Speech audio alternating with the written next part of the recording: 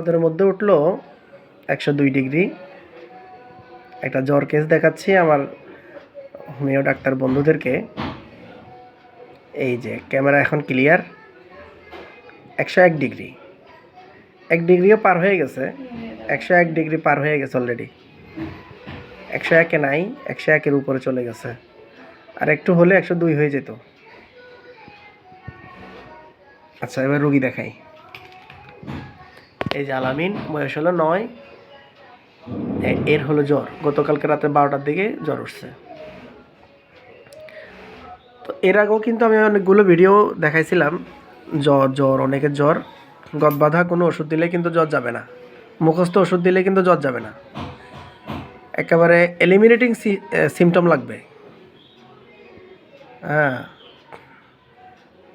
আমি যেটাকে ম্যাগনেটিং বলি, ওরকম একটা সিমটম লাগবে, তাহলে আপনি সফল হতে পারবেন। আর হোমিওপ্যাথিতে জ্বরের চিকিৎসা খুবই টাফ। আন্তাজি ওষুধ দিলে, কারণ সিমিলিবাস কিউরেন্টার তো আন্তাজি ওষুধ দিলে কিন্তু সিমিলিয়া না হলে কাজ হবে না, সিমিলার মেডিসিন লাগবেই।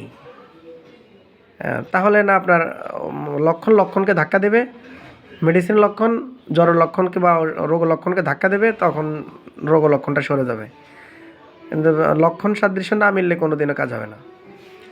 এখন এখানে আমি কী পেলাম দেখুন, rhus tox, bryonia, gelsemium, carbo veg, phosphorus, sulphur, pulsatilla, এগুলো প্রায়, এবং আর্সেনিক, বেলাডোনা, এগুলো প্রায় ব্যবহৃত হয় জ্বরে। তো হঠাৎ করে তো বেলাডোনা দিলে তো চলবে না। এই যেমন যে এর কি হয়, মানে এর অনেকগুলো লক্ষণ নিছি। জ্বর 101 ডিগ্রি, রাত 12টার দিকে উঠছে, তারপরে ঘাম বেশি, তারপরে বিছানার মধ্যে জ্বর উঠছে, বিছানায় তো জ্বর উঠছে, এবং সে ঠান্ডা পানি, এই জ্বরের মধ্যেও ঠান্ডা খোলামেলা হাওয়া বাতাস, ঠান্ডা পানি, ঠান্ডা মাটি, ওয়েদার কোল্ড, এটা ভালোবাসে। বাচ্চারা কিন্তু মেজাজ খুবই ঠান্ডা প্রকৃতির। পিপাসা অত একটা বেশি নাই, দিনের বেলা সন্ধ্যার সময় একটু খায়। তারপরে কিন্তু ঘাম দেয়, অনেক ঘাম দেয়, এটা তো ঠিক, ঘাম দেয়। এই যে ঘাম, এটাই হলো যে মেইন আপনাকে ওষুধ দেখাই দিবে। কারণ রাস্টক্স, বেলাডোনা, ব্রায়োনিয়া, ওগুলো আপনাকে ঘাম দেখাবে না। জেলসিমিয়াম, কার্বোভেজ দেখাবে, কিন্তু ব্রায়োনিয়া বা জেলসিমিয়াম আপনাকে ঘাম দেখাবে না। মাক্সল দেখাবে, কিন্তু মাক্সলের ঘাম হবে দুর্গন্ধময়, মুখে দিয়ে অনেক লালা পড়বে। হ্যাঁ, তারপর কিছুক্ষণ গরম, কিছুক্ষণ ঠান্ডায় লক্ষণ থাকবে, মেজাজ থাকবে খুবই খারাপ। তো বাচ্চাটার মেজাজ কিন্তু খুবই খারাপ না, শান্তশিষ্ট ভদ্র ছেলে, উগ্র না, স্বাস্থ্যটাও পাতলা পুতলা না, মোটামুটি স্বাস্থ্য ভালো। তারপরে ঠান্ডা যেহেতু পছন্দ করে, গরমের ভিতরে ঠান্ডা বাতাস, ঠান্ডা মাটি, হাওয়া বাতাস পছন্দ করে। হ্যাঁ, আর পিপাসাও কম, কিন্তু গরম বেশি, ঠিক না? ওর গরম বেশি, মা বলতেছে ওর গরম বেশি। তো আপনি রাস্টক্সকেও ওই লক্ষণে পাবেন না, রাস্টক্সের গরম বেশি এই কথা পাবেন না, বেলোডোনা গরম বেশি, ব্রায়োনিয়ার গরম বেশি এই কথা আপনি পাবেন না। তো তারপর আপনি কার্বোভেজের গরম বেশি, এটা আপনি পাবেন না। জেলসেমিয়ামের গরম বেশি, এটাও তো আপনি পাবেন না। তাহলে দেখেন, মুখস্থ ওষুধ দিলে কাজ হবে না। তাহলে আমরা পাচ্ছি কি? পালসিটিলা পাচ্ছি। পালসিটিলা ঘুমের মাঝেও কিন্তু ঘাম দেয়, আবার বাতাস চায়, খোলামেলা চায়, ঠান্ডা পানি চায়। কথা বলিয়েন না, ভিডিও হইতেছে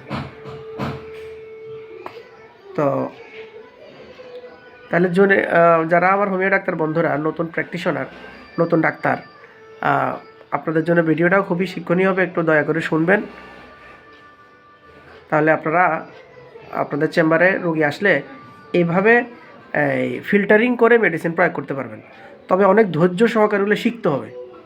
প্রথমে আপনার মাথার মধ্যে এগুলো ঢুকতে চাইবে না, একদম ঢুকতে চাইবে না, মাথার মধ্যে সেট আপ হতে চাইবে না।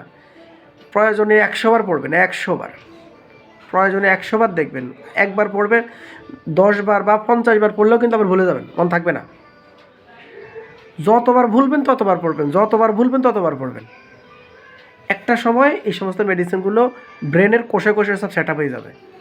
তখন দেখবেন আল্লাহর রহমতে এগুলো ওষুধ বাছাই করতে খুব সুবিধা হবে। যেমন আমি বাছাই করে ফেললাম রাস্টক্স, ব্রায়োনিয়া, মাক্সল, বেলাডোনা, তারপরে জেলসেমিয়াম, কার্বোভেজ, এগুলো সব বাছাই করে ফেলে দিছি। এগুলোতে কোনো কাজ হবে না, দু একটা সিমটম আছে কিন্তু রোগ সারবে না। তার ধরলাম কোনটা? পালসিটিলা। অতএব ইনশাল্লাহ আমি মনে করি এই ছেলেটি পালসিটিলা পুরোপুরি রোগ সারবে। বিশেষ করে শুধু এটা না, তার মাথায় যে একটা সোরিয়াসিসের লক্ষণ আছে এটাও সারবে, জিভে যে ঘা আছে ওইটাও সারবে, যত থাকবেন ইনশাল্লাহ। ওকে।